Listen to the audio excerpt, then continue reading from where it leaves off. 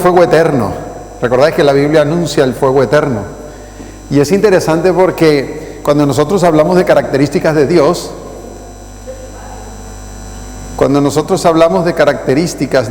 hablamos de que Dios es fuego, pero también hablamos que Dios es ¿qué? Que Dios es eterno. Es interesante porque fuego eterno son dos características ¿de quién? De Dios. Ahora vamos a hacernos una pregunta, una interrogante. ¿Qué enseña la Biblia acerca del fuego eterno? ¿O qué enseña la Biblia del fuego eterno? Hemos estudiado lo que representa el fuego eterno y la pregunta que yo quiero que veamos es: ¿quiénes participarán del fuego eterno? Pensad, ¿los impíos, los justos o quizás los dos grupos? ¿Quiénes participarán del fuego eterno? Esto es importante que tengamos esta respuesta. Ahora, vamos a ver qué es lo que nos dice la Biblia y específicamente vamos a ver qué habla Mateo. Mateo 25 y el versículo 41, fijaros lo que va a decir. Mateo dice: entonces dirá también a los de la izquierda: apartados de mí, malditos. ¿Quiénes son los de la izquierda? Los malditos, ¿vale? Los malditos son los de la izquierda. Y dice, esos malditos de la izquierda van a ir ¿a dónde? Dice, al fuego eterno, y ese fuego eterno donde van a ir los malditos está preparado ¿para quién? Dice, preparado para el diablo y sus ángeles. Es decir, que el fuego eterno es algo que está preparado para el diablo, sus ángeles y todos aquellos que están a la izquierda, representados por los malditos. ¿Quiénes son esos? Evidentemente, los que no han aceptado a Cristo como su Salvador, ¿vale? Evidentemente. Ahora, va a seguir diciendo Mateo, fijaros en el versículo 46, dentro de ese contexto, mira lo que va a decir Mateo. Mateo va a decir que esos impíos, que esos malditos que van al fuego eterno, dice, e irán estos ¿a dónde? Al castigo eterno. Ahora no es el fuego eterno, sino que la expresión es castigo eterno. Y entonces habla también de quién, del otro grupo. ¿Quién es el otro grupo? Los justos. ¿Y a dónde van los justos? A la vida eterna. Y es interesante porque Dios también tiene esas dos características. Bueno, tres. Dios es justo, Dios es vida y Dios es eterno. Por el otro lado, Dios es fuego y Dios es eterno. Pero por este lado, Dios es vida y Dios es eterno, pero Dios también es justo. Ahora, una cosa es importante. Una cosa es lo que la Biblia dice con respecto al tema de lo que representa el fuego eterno, y otra cosa es lo que nosotros creemos que dice la Biblia. ¿Se entiende lo que quiero decir? Una cosa es lo que dice la Biblia y otra cosa es lo que nosotros creemos que dice la Biblia. Nosotros a estas alturas no podemos decir yo creo, yo pienso, a mí me parece. No, nosotros como cristianos tenemos que hablar un escrito está. La Biblia dice y dónde dice la Biblia. Ahora, ¿cómo evitamos nosotros ser engañados con lo que a nosotros nos parece que dice la Biblia? Porque Satanás va a utilizar ese tipo de argumento y razonamiento para engañarnos a nosotros mismos. Y entonces, ¿cómo evitamos que eso suceda con nosotros? Pues es fácil. Lo único que tenemos que hacer es comprobar todos los textos bíblicos relacionados con el fuego eterno. Es decir, tenemos que buscar los textos en la Biblia que estén relacionados con el fuego eterno y entonces tenemos que estudiarlos todos. Por eso el Señor dijo que debemos escudriñar las Escrituras, no solo leerlas, tenemos que escudriñarla. Ahora la pregunta es, ¿y cómo debemos escudriñarla? Este texto nos dice, Salmo dice que debemos escudriñarla sumando. Dice que la verdad es la suma de sus palabras, es decir, tenemos que sumar todo lo que dicen los profetas y los escritores bíblicos con respecto al fuego eterno. Tendríamos que coger qué dice Moisés con respecto al fuego eterno, lo que dice Ezequiel con respecto al fuego eterno, lo que dice Mateo con respecto al fuego eterno, lo que dice Juan o lo que dice Apocalipsis con respecto al fuego eterno. Entonces sumamos toda esa información y entonces ahí podríamos sacar un concepto, ¿vale? De lo que realmente representa el fuego eterno. Esa es la idea fundamental, ¿ok? Y entonces nosotros evitaremos ser engañados si comprobamos todos los textos que están relacionados con el tema que se está estudiando. Y recolectamos entonces toda la información y podemos llegar y tener una conclusión. Debemos estudiar palabras por palabra lo que representa cada una de estas cosas. Por eso el Señor dijo escudriñar las Escrituras y no solo leerlas. no solo leerla. Ahora, existe un ejemplo bíblico y es histórico que representa el fuego eterno. Vamos a ver dónde está ese ejemplo. Hay un fuego eterno en la Biblia, pero que también evoca aún historia del pasado. Judas dice, como Sodoma y Gomorra. ¿Cómo fueron destruidas Sodoma y Gomorra? Por fuego y azufre, ¿recordáis? Entonces, ¿qué está diciendo Judas? Que en el pasado, en la historia del pasado, hay algo que se llama lo que sucedió con Sodoma y Gomorra, y él va a decir algo, dice, como Sodoma y Gomorra y las ciudades vecinas, el cómo es una comparación, las cuales de la misma manera que aquellos, habiendo fornicado, ido en pos de vicio contra naturaleza, interesante estudiar estas palabras, dice, fueron puestas por ejemplo. ¿Qué fueron puestas por ejemplo? Sodoma y Gomorra. Sodoma y Gomorra son ¿qué cosa? Un ejemplo. Y entonces, ¿ejemplo de qué? Dice, sufriendo el castigo del fuego eterno. Interesante, ¿no?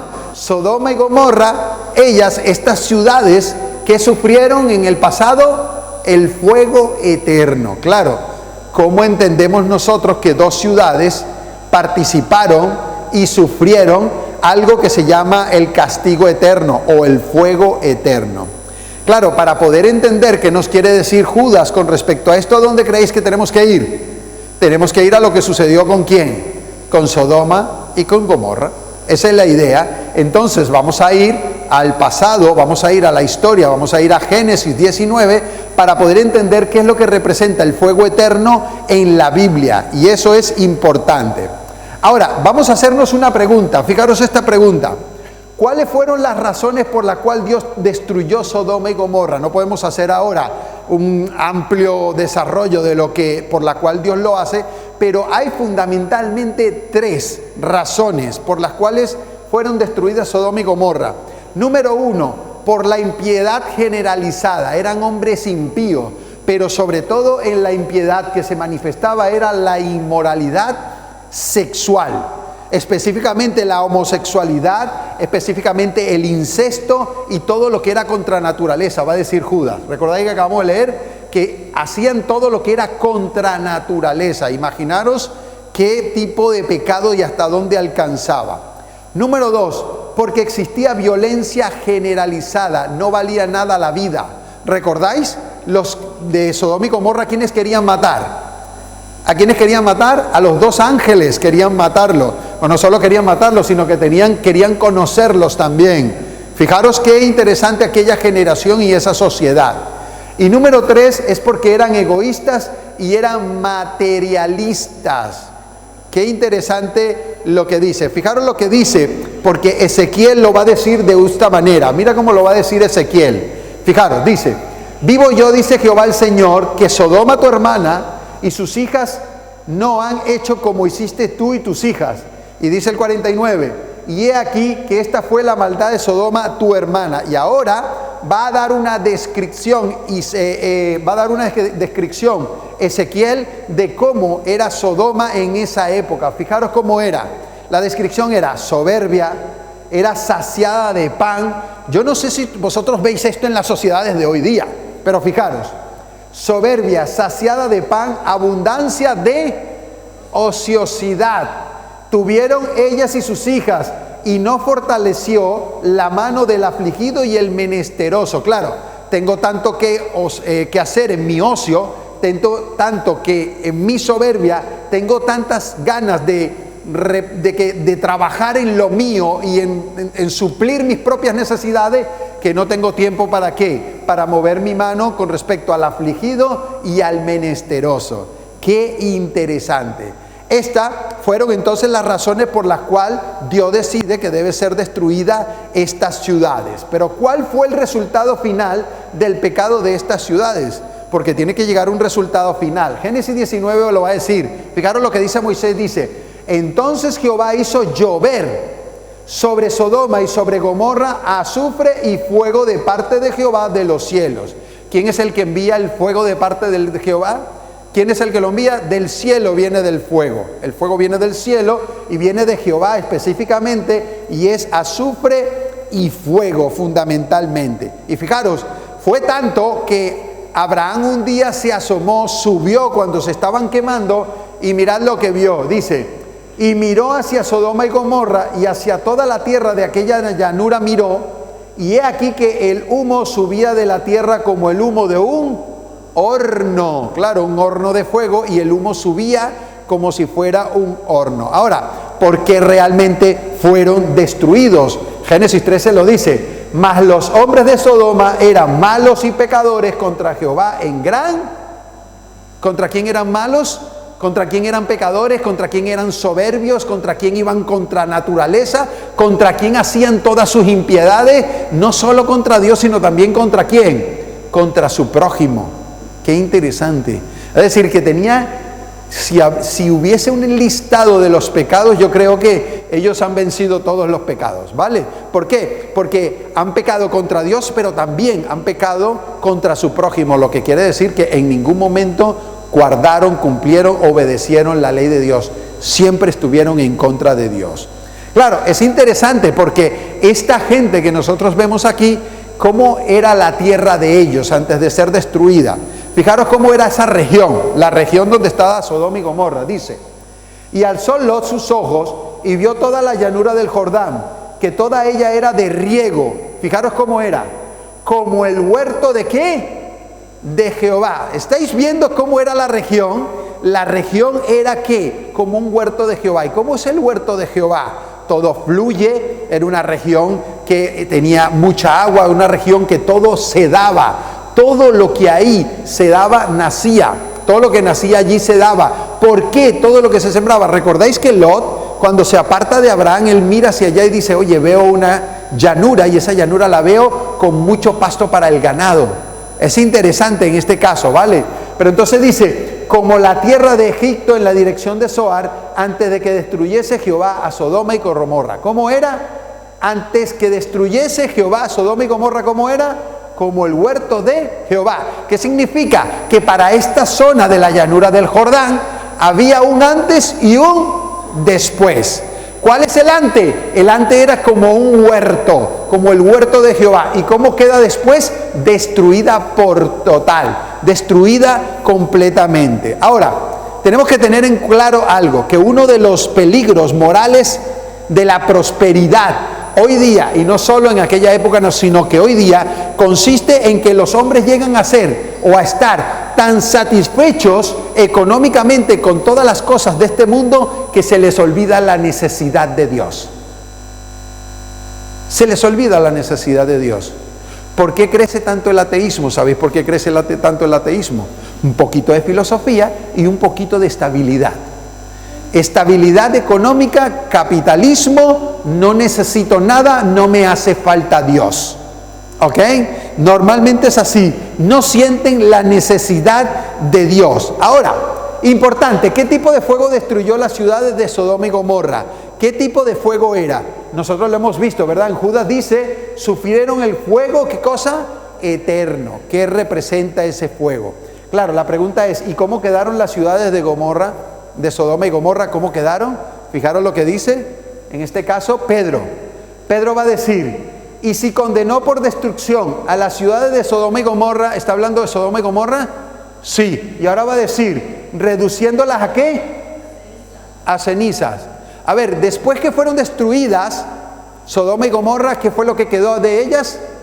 Cenizas, fueron reducidas a ceniza. Y ahora dice, y poniéndolas de ejemplo a los que habían de vivir, ¿cómo? Vale, entonces, ¿qué significa esto si son un ejemplo de los que han de vivir impíamente? Que esto se va a volver a repetir, ¿sí o no? ¿Por qué se va a volver a repetir? Porque la impiedad del mundo del final de los tiempos va a hacer el mismo pecado que cometieron Sodoma y Gomorra. ¿Y qué es lo que va a hacer Dios? Va a hacer lo mismo que hizo con Sodoma y con Gomorra. Sí, Señor. Que Dios nos cuide para que nosotros no seamos esos impíos. Ahora, la ceniza es el resultado de que todo está ¿qué? Consumido. Una vez que todo está consumido, se reduce a ¿qué lo que está consumido? Se reduce a ceniza. Es decir, es el resultado de que el fuego ha hecho su labor en ese momento. Por eso la destrucción con el fuego eterno por las ciudades fueron reducidas, en este caso, a ceniza. Ahora, Es interesante porque parece que existiera una contradicción. Claro, realmente no es una contradicción lo que existe es una conjetura. Nosotros decimos fuego eterno, ¿vale? Pero entonces hablamos de cenizas, reducciones a ceniza. Entonces, ¿cómo hacemos? ¿Es un fuego eterno que está encendido o ha llegado a un punto cuando llega a cenizas todo lo que ha consumido? Entonces nosotros tenemos un problema. Cuando hacemos conjetura, decimos fuego eterno. ¿Y qué es lo que muchos de nosotros creemos? Por solo leer esos textos así por encima, decimos el fuego eterno. Entonces, si fueron consumidos a ceniza, Sodoma y Gomorra, es porque el fuego no era ¿qué? Es porque el fuego no era eterno. Y así entonces empezamos a considerar y a conjetar cosas que no es lo que quiere decir la Biblia. Ahora, ¿cómo resolvemos la aparente contradicción que parece que existe? ¿Será que hemos entendido mal lo que significa fuego eterno? ¿Creéis que puede ser eso, que hemos entendido mal lo que significa el fuego eterno? Es muy posible que sea eso. ¿Será que asumimos y concluimos sin estudiar lo que significa el fuego eterno? No hemos cogido todos los textos para averiguar lo que significa el fuego eterno y sacamos conclusiones sin haber estudiado, solo por una lectura de uno o dos textos. Pero la verdad sobre el fuego eterno es la sumatoria de todos los textos de la Biblia con respecto al fuego eterno. Ahora, la pregunta sería, ¿continúan Sodoma y Gomorra hoy día consumiéndose?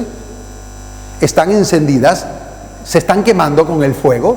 Entonces la conjetura o la conclusión de las personas es que el fuego no era eterno. Pero realmente fueron reducidas a cenizas. Y no solo eso, sino que son ejemplo de lo que va a suceder en el final de los tiempos. Es interesante, ¿ok?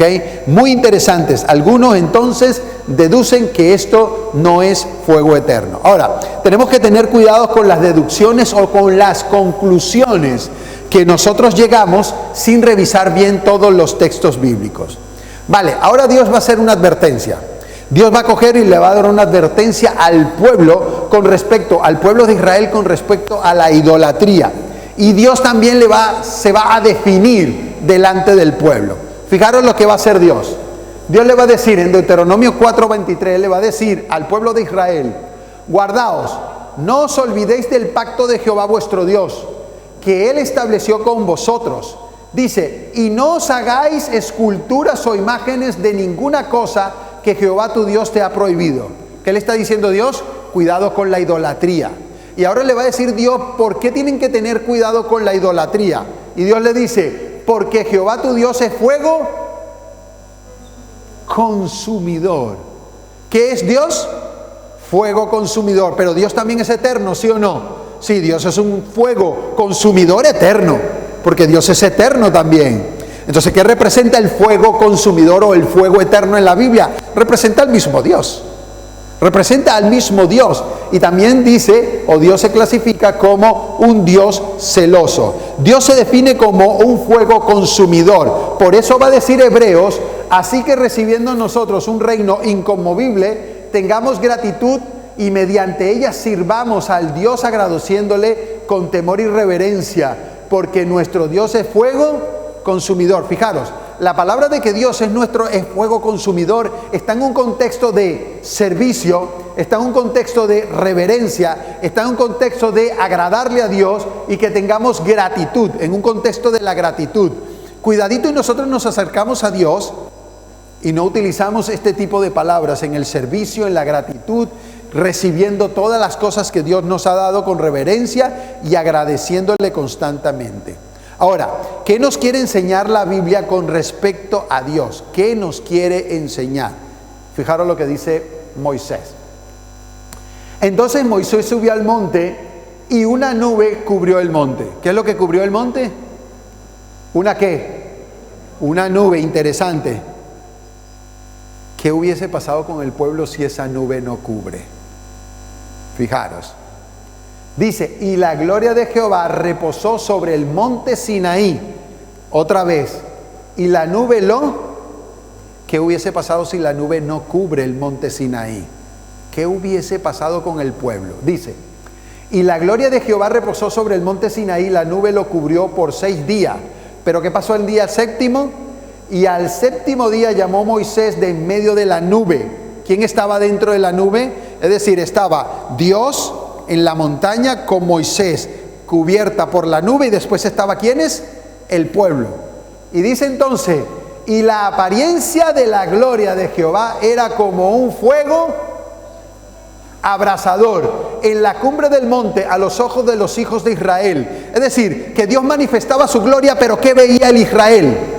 ¿Qué es lo que veía? Como un fuego ¿qué?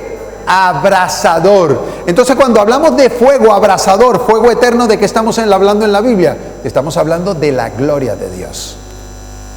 Estamos hablando de la gloria de Dios. Por eso el fuego consumidor de Dios es su gloria en su presencia. Eso quiere decir que Dios es una luz. Y es una luz como ¿quién? Como la luz del sol. ¿Qué pasaría si nos acercáramos al sol? ¿Qué nos sucedería si nos acercáramos al sol? Sin ir muy lejos, ¿qué pasaría si no tuviéramos una capa de ozono en la Tierra? Sin ir muy lejos, ¿qué pasaría con nosotros?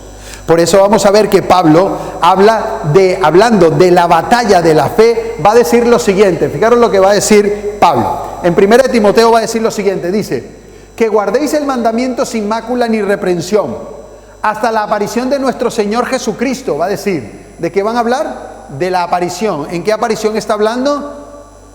En la segunda venida. Dice, la cual a su tiempo mostrará el bienaventurado y solo soberano Rey de reyes y Señor de señores. Y dice, el único que tiene ¿qué cosa? Inmortalidad, y que habita ¿en dónde? ¿En dónde habita Dios? En luz inaccesible. ¿Qué significa una luz inaccesible? Dice, a quien ninguno de los hombres ha visto ni puede ver. ¿Qué significa que no ha visto? Que si lo viera, ¿qué le sucedería? Moriría. Muy bien, no lo ha visto ni lo puede ver. ¿Por qué? Porque si lo viera, entonces sería reducido ¿a qué? A cenizas. Muy bien, sería reducido a cenizas. Dice, al cual sea la honra, el imperio sempiterno. Amén. Entonces, ¿dónde habita Dios? En una luz ¿qué? Inaccesible. Y esto es importante porque los que se dan cuenta de la grandeza, los que se dan cuenta de la majestad y la gloria de Dios, pronunciarán y estarán o intentarán constantemente estar de forma reverente delante de su presencia. ¿Por qué? Porque ese es un Dios celoso, grande y poderoso. Y cuando decimos esas palabras nos quedamos un poco cortos o un poco mucho. Él mora en la luz inaccesible, es decir, ninguno puede verla y vivir. Ningún ser humano puede verla y vivir, por lo menos en pecado. No podría, sería consumido. Los seres humanos en la condición de pecadores no están capacitados para estar en la presencia de Dios sin ser consumidos. No estamos capacitados, no podríamos. Por eso necesitamos que Dios nos dé un cuerpo nuevo y que sea extirpado definitivamente todo el pecado de nuestras vidas. Por eso, ¿recordáis cuando el Señor iba a ser arrestado? ¿Recordáis cuando iban a apresar a Jesús? ¿Recordáis cuando Jesús dijo, yo soy? ¿Qué sucedió con las personas? ¡Pum! Cayeron como ¿qué? Como muertos. ¿Y por qué cayeron como muertos? Porque por un momento fulguró la gloria de Dios en Cristo Jesús. Pero no solo eso, sino que cuando Jesús resucita, ¿vale? Y resucita, ¿qué le pasó a la gente que estaba allí cuando vieron a Jesús resucitar? Cayeron como muertos. ¿Y por qué cayeron como muertos? El Señor estaba fulgurando su gloria y su luz inaccesible. Muy bien, eso es importante. Por eso vamos a ver que Dios en sí mismo está rodeado por una luz consumidora, por una luz de gloria, por una luz inaccesible. Es como la luz de un fuego propio. Es una luz que destella, más impresionante que el mismo sol, o que todos los soles de la galaxia. Increíble nuestro Dios. Es un fuego abrasador, es un fuego que todo lo consume. ¿Por qué? No estamos hablando para que nos asustemos, no, estamos hablando para aprender. Ya vais a ver qué importante, porque ¿quiénes van a participar del fuego consumidor o del fuego eterno? ¿Quiénes pueden estar en la presencia de Dios? ¿Quiénes pueden? ¿Tú crees que puedes estar en la presencia de Dios, sí o no? ¿Quién dice que puede estar en la presencia de Dios? ¿No podéis estar en la presencia de Dios vosotros? Si no podéis estar en la presencia de Dios, entonces ¿cómo llegáis a Dios? Jesús mismo dijo, acercaos a Dios, ¿vale? Al trono de su gracia. ¿Y cómo nos acercamos si no podemos estar en su presencia? Si es lo que dice Dios. Fijaros esto. En el momento de la transfiguración, ¿Jesús se transfiguró, sí o no? Sí, fulguró su gloria, sí o no. Fijaros lo que dice. Dice en 1 Timoteo, dice que guardes el mandamiento sin mácula. Perdón, no pasó. Aquí, Mateo 17 dice, 6 días después Jesús tomó a Pedro, a Jacobo y a Juan. Fijaros, 3 mortales. ¿Son mortales o no son mortales en ese momento? Son mortales, sí señor. Y dice, su hermano, y los llevó aparte a un monte alto, el monte de la transfiguración. Y dice, y se transfiguró delante de ellos. ¿Pudieron soportar la gloria? Sí. El deseado de toda la gente dice que fueron capacitados para soportar la gloria de la presencia de Jesús en luz. Dice, se transfiguró delante de ellos y resplandeció su rostro ¿cómo? Como el sol. Y si te acercas al sol, ¿qué pasa? Si no tienes la capacidad, si no tienes la característica, la condición de la justicia de Dios, no te puedes acercar. No puedes, serías consumido. Dice, y sus vestidos se hicieron blancos como ¿qué? Como la luz. Y dice, y he aquí les aparecieron ¿quiénes? Moisés y Elías. Es decir, Moisés y Elías pueden estar en la presencia de Dios y son 2 seres transformados y son 2 seres redimidos de la tierra. Pero aquí tenemos a 3 mortales arriba. Claro, pero ¿quiénes son estos 3 mortales? ¿Quiénes son? Pedro, Jacobo y Juan, ¿qué son del Señor? Son discípulos del Señor, son apóstoles del Señor. ¿Qué significa? Son almas, personas que han aceptado a Cristo como su único y suficiente Salvador y ahora son capacitados por la justicia de Cristo porque están en santidad, porque están en un servicio especial a Dios y se pueden presentar delante de Dios en su gloria para no ser consumidos. ¿Cuántos queréis estar en la presencia de Dios? Pues tienes que ser un discípulo, un santo, alguien que ha aceptado y ha servido y que está justificado por la gloria de Cristo. Pero antes, fijaros, antes de que el Señor se transfigurara, el Señor le dijo algo a Pedro, a Jacobo y a Juan. ¿Y qué fue lo que les dijo? Fijaros, Mateo 16, 27, porque el Hijo del Hombre vendrá en la gloria. Recordad lo que dice el texto anterior, ¿no? 6 días después. Es decir, este texto que está aquí, Mateo 16, 27, son 6 días antes. Y Mateo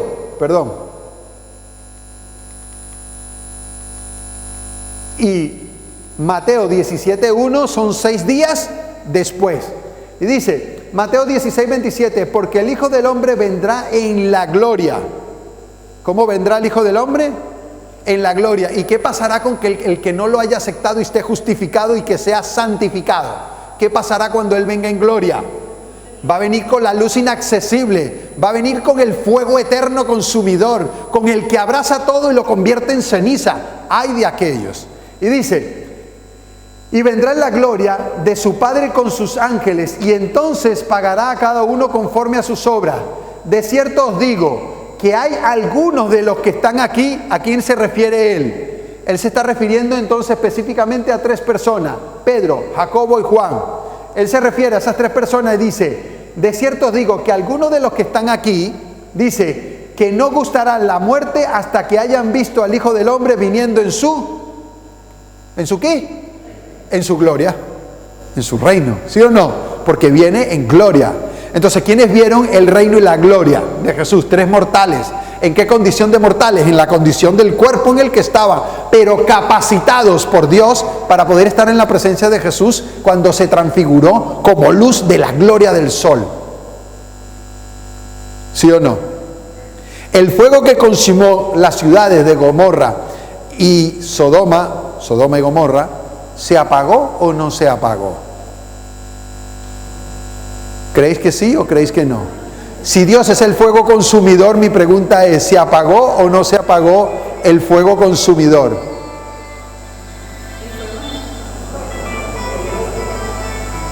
Importante eso, ¿no? Vale. ¿Por qué no se apagó? porque Dios es el fuego consumidor y la gloria de Dios consume las ciudades, pero Él no se apaga. ¿O es que Dios se apaga y se apaga su gloria? No se apaga, pero sí se apagó. ¿Por qué sí se apagó? Porque hoy día esas ciudades no están ¿qué? No están todavía quemándose, pero los resultados de lo que sucedió en Sodoma y Gomorra, eso sí es eterno. ¿Y por qué sí es eterno? Porque hasta el día de hoy, si tú vas a ese lugar donde estaban esas ciudades, no hay nada, porque eso es parte del mar muerto. Todo lo que está ahí, ¿qué está? ¿Cómo está? Muerto. Todo está muerto. Y fue reducido todo a cenizas. Ojalá pudieses estar ahí, para que veáis que todo parece un volcán de ceniza. Y sabéis, y esto lo dice alguien, que es el lugar más bajo de la tierra. Está incluso por debajo de ¿qué? Está incluso por debajo del nivel del mar. ¿Sabéis por qué? ¿Sabéis por qué?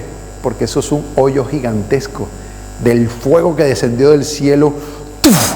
Hizo un supercráter ahí gigantesco. ¿Por qué? Porque Dios consumió todo lo que estaba ahí a su alrededor. Sí.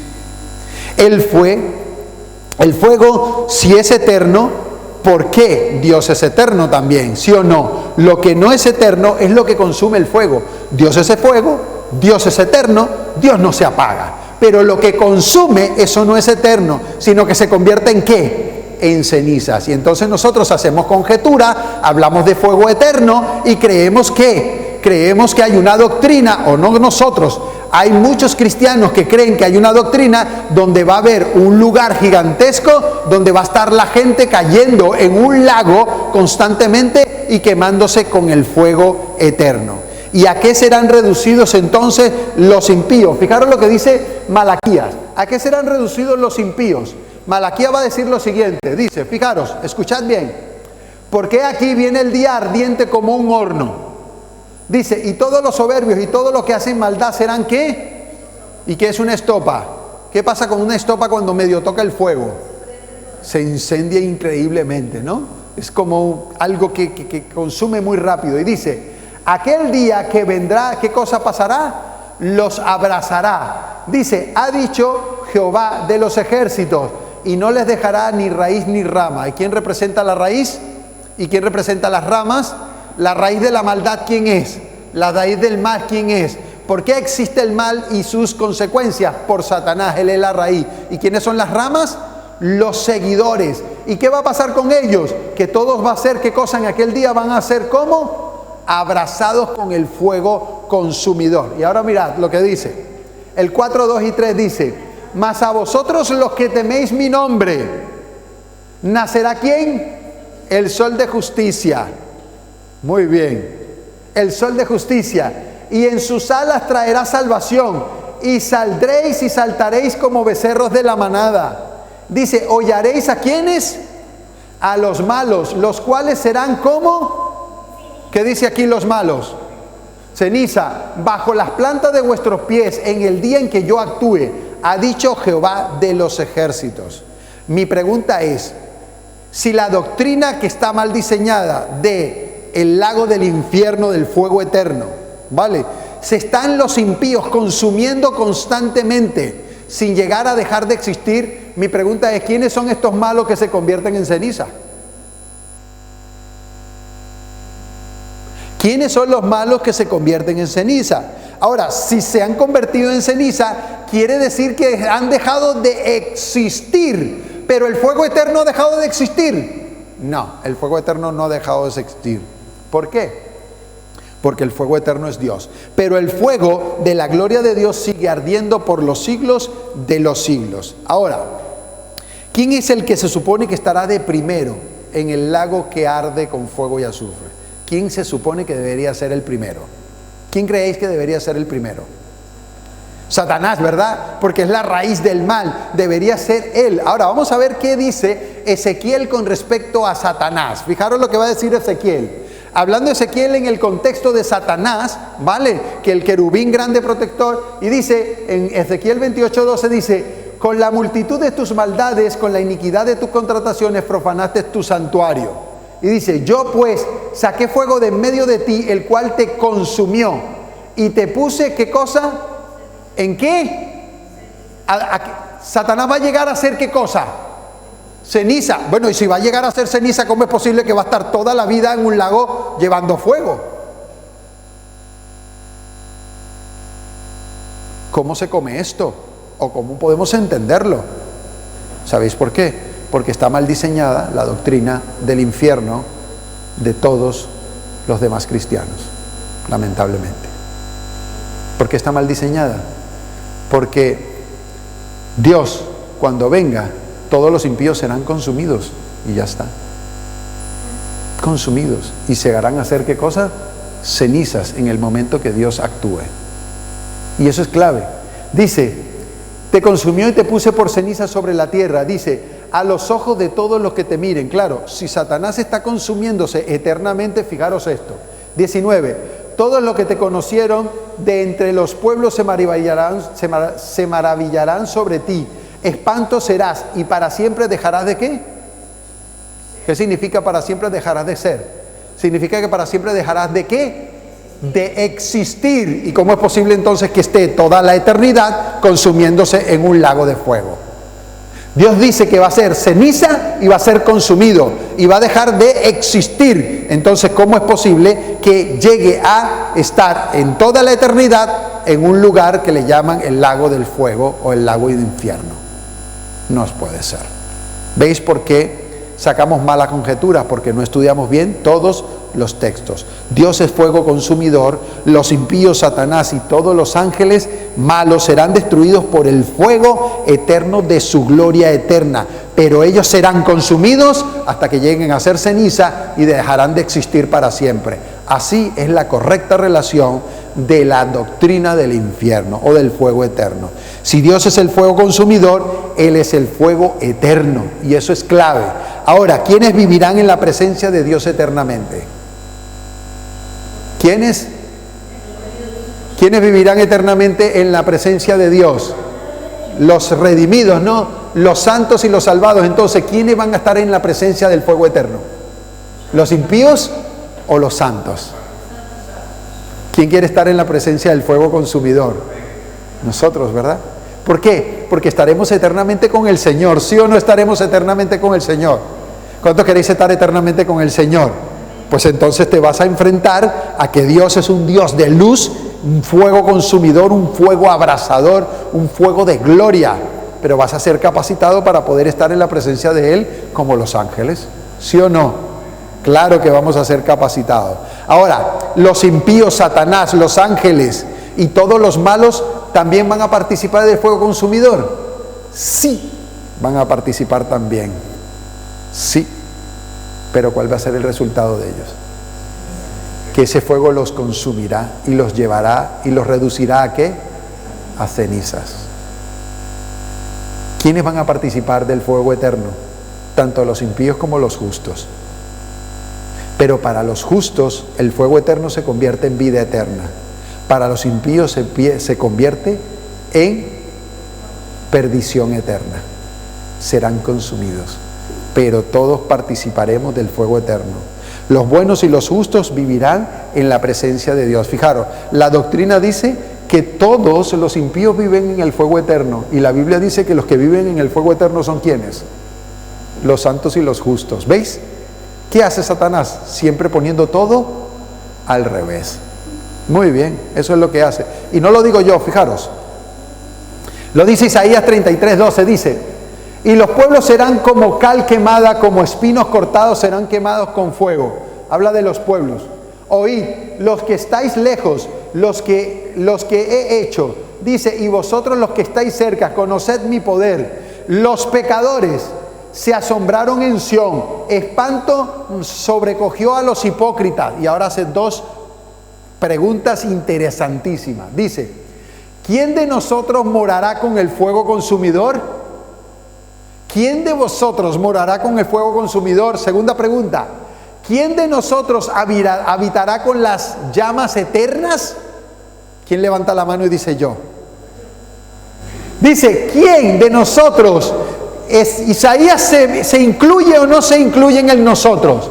Isaías dice, yo voy a vivir con el fuego consumidor. Isaías dice, yo voy a habitar con las llamas eternas. Yo voy a estar en su presencia. ¿Lo está diciendo Isaías, sí o no? Y ahora viene, Isaías sigue, y ahora viene la respuesta de quiénes son los que van a vivir, es decir, a morar y a habitar con el fuego consumidor. Y va a dar una descripción de quiénes son los que van a poder vivir con Dios en ese momento. Dice, en la pregunta, a la respuesta él dice, el que camina en justicia y habla lo recto, el que aborrece ganancia de violencia, el que sacude sus manos para no recibir cohecho, el que tapa sus oídos para no oír respuesta sanguinaria, el que cierra sus ojos para no ver cosas malas. Este habitará ¿en dónde? En las alturas. Y si vamos a habitar en las alturas, vamos a habitar ¿en dónde? En medio del fuego consumidor, en medio de las llamas eternas, en medio de ¿quién? Del fuego eterno. ¿Quiénes quieren ir al cielo y estar en medio y habitar en medio del fuego eterno? Nosotros somos los que estamos por fe y seremos capacitados para poder vivir en la presencia de ¿quién? En la presencia de Dios. Este habitará en las alturas, fortaleza de roca será su lugar de refugio y le será pan y sus aguas serán seguras. El fuego eterno, por un lado, destruye a los impíos y los convierte y los reduce a cenizas. Y por el otro lado, el fuego eterno, ¿qué hace? Estaremos nosotros en su presencia. Es verdad que hay textos complicados en la Biblia, pero Pedro dice cuál es el problema con esos textos con respecto a Pablo. ¿Sabe cuál es el problema? Que los indoctos e inconstantes tuercen para su propia perdición. Entonces, ¿quiénes son los que diseñan este tipo de doctrinas mal establecidas para desvirtuar, para desfigurar el carácter de Dios? Son aquellos que son inconstantes e indoctos, que no estudian las Escrituras, que no la escudriñan las Escrituras, solo cogen un texto, hacen conjeturas y conclusiones que no tienen nada que ver con ¿qué? Con el carácter de amor de Dios. Porque Dios, en este caso, es amor. ¿Y cómo es posible que Dios, por una persona en 80 años de pecado, lo ponga por toda la eternidad a consumirse en el fuego? ¿Cómo es posible? Eso hace ver a Dios como un tirano. Eso está mal diseñado. Mal diseñado. ¿Por qué? Dios lo que quiere decir, lo que nos quiere enseñar la Biblia es que cuando Él consuma a los impíos dejarán ¿de qué? De existir, inclusive el mismísimo Satanás. Y después estudiaremos el infierno, segunda parte, porque tenemos que ver esos textos complicados que nos hacen ver y estudiar y parece que dijeran otra cosa, pero lo que hacemos es lo mismo, conjeturas. Y a veces no sabemos cómo ayudar a las personas que lamentablemente lo ven así. Que Dios os ayude, que Dios os guarde y que esto nos sirva no para qué, no para alarmarnos, sino para estar confiados en la presencia de nuestro Dios que nos capacitará para estar en su presencia. Amén. Que Dios os bendiga.